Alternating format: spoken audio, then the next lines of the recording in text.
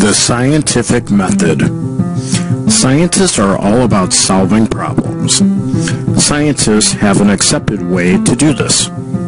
Their method is called the scientific method. The scientific method is an agreed-upon process on how to solve problems.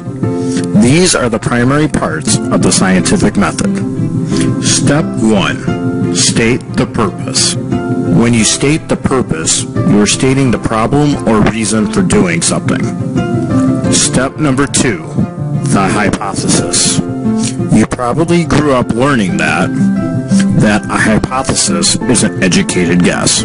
A hypothesis is really a question a scientist wants to answer. Another name for this is a statement of purpose. In a hypothesis, a scientist sits down and writes a question, typically in a if-then format. Once scientists have a hypothesis, they can move on to the next step. Step number 3, the experiment. An experiment is really a controlled set of steps, all designed to help answer the one question. When scientists design an experiment, they test for only one thing in that experiment. If they changed more than one thing, scientists would not know what caused the results that they observed. Step number 4, collect data. Scientists need data in order to figure out if they were able to answer their question. Data that is collected is typically shown in the form of graphs and tables.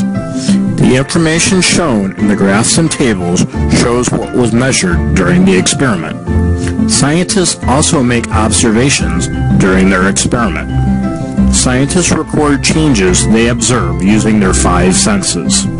Recording observations helps with the next step. Step number 5, the conclusion. In the conclusion, scientists ask if the results from the experiment answer their question. The results of the experiment are also analyzed. Problems and errors are discussed. And boom, science accomplished.